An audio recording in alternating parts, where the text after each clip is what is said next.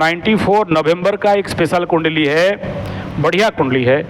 5 ग्रह कूट बना के 10th स्थान में बैठे हैं, 10th हाउस फ्रॉम योर मकर राशि एंड 6 फ्रॉम वृषभ लग्न।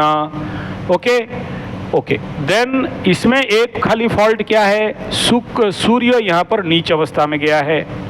नीच सूर्य हो तो सरकारी नौकरी या नौकरी में टर्मिनेट होने का संभावना थोड़ा सा रहता है, लेकिन साथ में यहाँ राहु भी बैठा है, तो नीचस्थ सूर्य के ऊपर ग्रहण लगा, ग्रहण जैसे इफेक्ट डाल के रखा है, ठीक है। लेकिन एक पॉजिटिव पार्ट यह है कि 5 ग्रहों का हुजूम 10th हाउस करियर हाउस में पड़ा है। तो क्या बोलोगे ऐसे आदमी को, भाई बिजनेस के घर में नीचभंग अवस्था में बैठा है, करियर हाउस में 5 ग्रह बैठे हैं, यानी ऐसे आदमी का 5 सोर्स ऑफ इनकम होगा।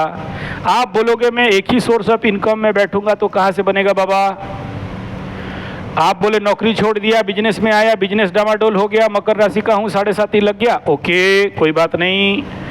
अब ये देखो कि अगर मेरा 5 प्लैनेट 10th स्थान में बैठे हैं, सोर्स ऑफ इनकम, मान सम्मान, करियर, नौकरी, तो आपको अभी तो 5 सोर्स ऑफ इनकम बिल्डअप करना चाहिए था, और एक में क्यों बैठे हो, ठीक है। तो इस क्षेत्र में नेचुरली जहाँ ज़्यादा ग्रह बैठते हैं वहाँ आदमी पजल हो जाता है, समझ में नहीं आता है क्या करें क्या ना करें, ये कैसे मुश्किल है, आगे पीछे उसको समझ में नहीं आता है। तो लेकिन यहाँ एक प्रॉब्लम क्या है, सबसे पहला देखो, आपको समझ जाओ, शुक्र बैठा, गुरु बैठा, बुध बैठा, सूर्य बैठा, राहु बैठा, 5 ग्रह एक जगह में बैठे। यहाँ डोमिनेट कौन किसको कर रहा है, शुक्र का अपना घर है, चल जाएगा, लेकिन बकरी अवस्था में है। तो इस घर के ऊपर अगर सबसे ज़्यादा हायर पावर ऑफ ग्रह बल और लोअर पावर ऑफ ग्रह बल देखोगे, अष्टक बर षडबल को देखोगे, भावाधिपति भाव फल देखोगे, तो एक ही चीज़ समझ में आ रहा है, Rahu dominate all the houses, all the planets. तो क्या करना चाहिए यहाँ पर आपको, सिंपल सा खेल है, यहाँ आंख मूंद के आपको राहु बेस्ड काम को पकड़ना है, ठीक है।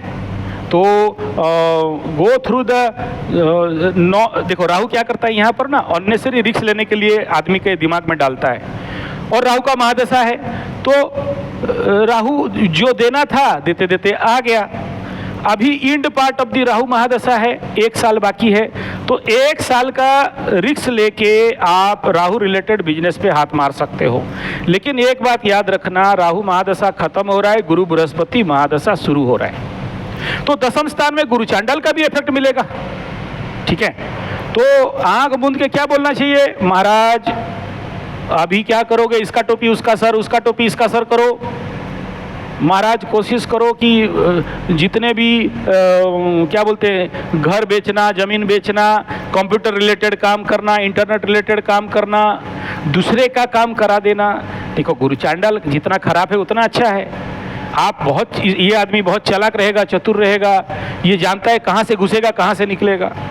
तो ये आप दूसरे का चीज़ बेच सकते हो, दूसरे का चीज़ को इन्वेस्टमेंट करवा सकते हो, नॉन रिस्क जोन पे करा देना। लेकिन याद रखो, मेरा आपको एडवाइस है, ये 1 साल, अगला 1 साल, 2 साल आपका दशा संधि चलेगा, और इसका पीक पीरियड अगला 6 महीना के बाद आप फील करोगे। माने क्या, एक राहु महादशा 18 साल खत्म हो रहा है, गुरु बृहस्पति 14 साल के लिए शुरू होगा। तो पावर ऑफ अटर्नी अभी किसी के पास नहीं है, ना राहु के पास है ना गुरु के पास है, ठीक है। दोनों का महादशानाथ, दोनों बलहीन होते जाएंगे, लास्ट फेज आएगा। तो क्या करेंगे, ना ये काम कर पाएगा ना वो काम कर पाएगा। उदाहरण स्वरूप समझो कि 2 ट्रेन एक दूसरे को, मतलब लाइन ट्रैक चेंज कर रहा है या स्टेशन ट्रैक चेंज कर रहा है, या ऐसे समझो कि एक जंक्शन से दूसरा जंक्शन की ओर मुड़ रहा है, तो नेचुरली पटरी स्लो होगा, गाड़ी स्लो होगा, पटरी रिक्सेबल कंडीशन पे जाएगा। तो उसके बाद ये 2 साल you prepare yourself, you train yourself, और उसके बाद गुरु बृहस्पति आपको खींच के आगे तक बढ़ाएगा। जब तक गुरु महादशा का 6 महीना क्रॉस नहीं करता है, आप कितना भी जगह में सर ठोक के देख लो, बहुत बढ़िया कॉन्क्रीट रिजल्ट एंड स्टेबिलिटी का आशा नहीं कर सकते। अभी क्या करेगा, गुरु जब पावर ऑफ अटर्नी लेगा तो आपको एजुकेशन, टीचिंग, प्रोफेसर और ये ऐसे गुरु, मिक्स वाला गुरु कभी कभार hotel business, tour and travels, spiritual practices, occult, इस प्रकार का काम में लगाता है। और यहाँ तो यहाँ तक भी दिखाई दे रहा है कि इफ इट इज मकर राशि and Guru Brihaspati द्वादशाधिनाथ, तृतीयाधिनाथ, 10th house में शत्रुगृही होकर बैठा है, फॉरेन टूर ट्रैवल्स या आपके जन्मभूमि से अलग जाके कहीं ना कहीं से सोर्स ऑफ इनकम को बिल्डअप कराएगा। देखो, जॉब में अभी जाने से ये जॉब कोई भी आपको सेटिस्फेक्शन नहीं देगा। अभी अगर नौकरी ढूंढोगे, आपको इस समय जॉब में धोखा मिलने का भी संभावना है, और जॉब में ओवरलोड, ओवर पावर करवाएगा, इंड पार्ट है आपको। और जॉब में अगर कोई रिस्क जॉब में आप जाते हो तो वहाँ पर आपके लिए परेशानी खड़ा कर सकते हैं। लेग पुलिंग, बैक बाइटिंग, मतलब मुर्गी दे अंडा खाए उसका मालिक, और आपका प्रयास रहेगा और उसका दूसरा लोग आपको यूटिलाइज करेंगे, क्योंकि राहु का भी बल खत्म हो रहा है यहाँ पर, दशानाथ का भी बल खत्म हो रहा है। खत्म क्या होगा, उसका पावर धीरे, मतलब एक वो हैंडओवर करेगा अभी गुरु बृहस्पति को, ठीक है। तो इसी हिसाब में मैं कहूँगा कि नौकरी से ज़्यादा अच्छा है अगर आपके एरिया में, देखो दसम का गुरु चांडाल अगर रिजल्ट देखता हूँ तो ज़मीन जायदाद, प्रॉपर्टी डीलिंग और कंप्यूटर में मतलब पैसाओं का सही उपयोग, आप गुड एडवाइजर, ये ऐसा कुंडली को कह सकते हो, इनके पास मल्टी टैलेंटेड आइडिया रहता है। ये दूसरे को आइडियाज़ बहुत अच्छा दे सकते हैं। बताओ, दूसरे को आइडिया देना, और तो दूसरे का पैसा को सही जगह में इन्वेस्टमेंट करवाना, कंसल्टेंसी देना, और मतलब चालाक चतुर से पैसा कमाना समझ लो, ठीक है। तो इस प्रकार का। और अभी बोलोगे कि मैं जॉब करने जाऊंगा और जॉब का पैसा से कुछ करूंगा, तो ये कंडीशन में क्या होता है ना, आदमी जॉब के ऊपर डिपेंडेंट हो जाता है और लटक जाता है, फिर आगे चल के बोलता है कि मेरे को तो मिल रहा है और काहे हम दूसरा धंधा शुरू करें। तो बेटा ऐसा है ना, रिक्स लो, रिक्शा चलाओ, थोड़ा सा रिक्स लो और इंतजार करो, ठीक है। और नौकरी के पीछे मैं एडवाइज नहीं करूंगा इस समय, मेरे दृष्टिकोण से नौकरी का एडवाइज, क्योंकि अगर 5 ग्रह है ना तो 100% 5 ग्रह आपको डायरेक्शन में तो लेके जाएंगे।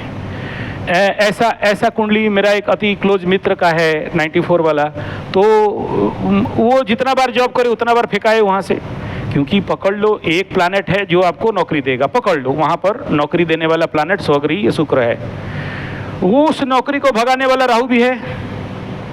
फिर उस नौकरी के घर में क्या होगा, लिटिगेशन चालू होगा, गुरु बृहस्पति शुक्र बैठे हैं, दोनों झगड़ा लगेंगे। तो किसी के कूटनीति में, इसलिए इसको बोलते हैं पंचग्रह कूट, किसी के कूटनीति के चपेट में आओगे और वो नौकरी से हाथ धोगे। पहला वाला नौकरी भी इसी प्रकार का कूटनीति में गया होगा, डिप्लोमेटिक मतलब डिप्लोमेटिक फेल्योर जिसको बोलते हैं, ठीक है, हाँ बोलते हो तो ये डिप्लोमेसी अगर कर सकते हो तो करो, और डिप्लोमेसी लेवल में अगर आप रजिस्ट नहीं कर सकते हो तो फेल खा जाओगे।